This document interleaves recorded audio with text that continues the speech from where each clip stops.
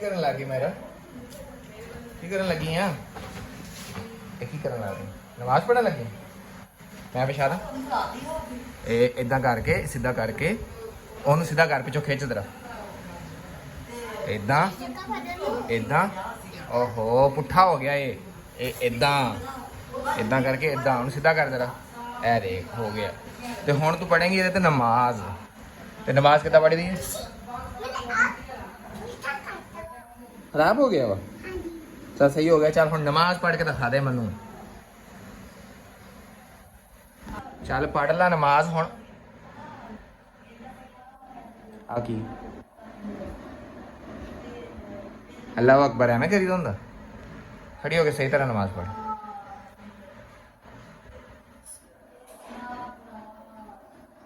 ਇੱਧਰ ਉੱਧਰ ਨਹੀਂ ਦੇਖੀਦਾ ਹੁੰਦਾ ਨਮਾਜ਼ ਦੇ ਟਾਈਮ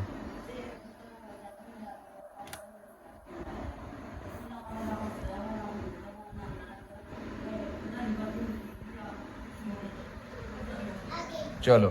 नमाज तो पढ़ ला ऐसी चलो फोन बाद च सुनना ना पहले नमाज पढ़ी दी होंदी जनाब पता भी होना चाहिए तुम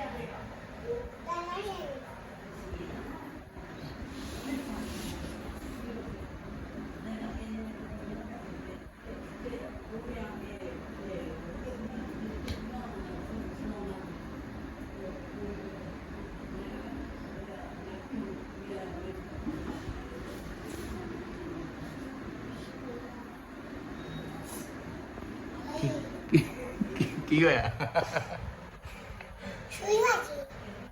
नमाज पढ़ते सूई भी वजे फिर भी नहीं बोली होंदा हाय किदा हाय निकली है जोर के बाजी सी सूई आई कि सूई आई किथों चलो उठना फिर लाइला पढ़ के सुना मनु बिस्मिल्लाहिर्रहमानिर्रहीम चलो ओ तस्बीह साहब इधर आ जा तू मैं दे देना तेन उरे आ जा तो यार कुड़ी जड़ी है ना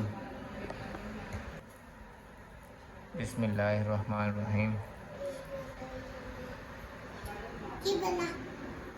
तेन पता होगा की पढ़ना सुभान अल्लाह बड़ा सुभान अल्लाह हैं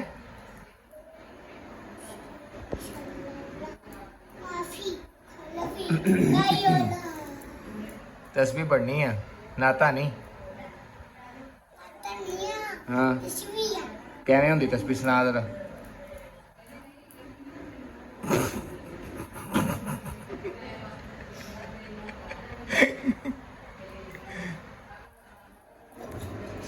हैं वो हाथ से इसलिए रहा कि पता नहीं क्यों हंसे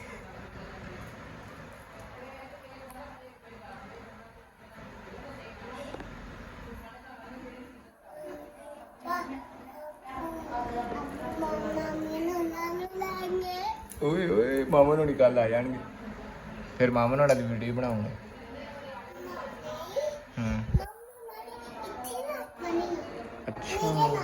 अच्छा सुभान अल्लाह सुभान सुभान सुभान सुभान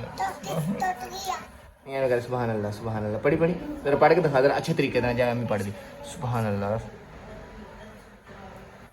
बुढ़िया माँ जा मैं पढ़ दी मैं पढ़ी सुभान अल्लाह सुभान हाँ हिल हिल के अम्मी हमें बोला ला के पढ़ दी और ना देखो भाई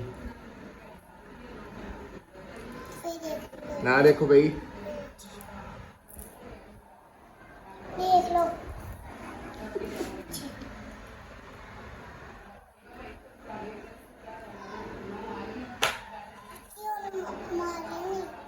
नहीं मार दी जुती तेन पता भी लग गया तूने जुम्मी दी धी है ना बड़ी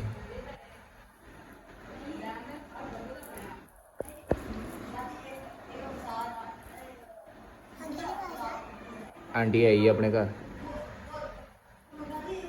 चल ठीक है फिर अल्लाह हाफिज तो पढ़ ला मैं तुम रोकया थोड़ी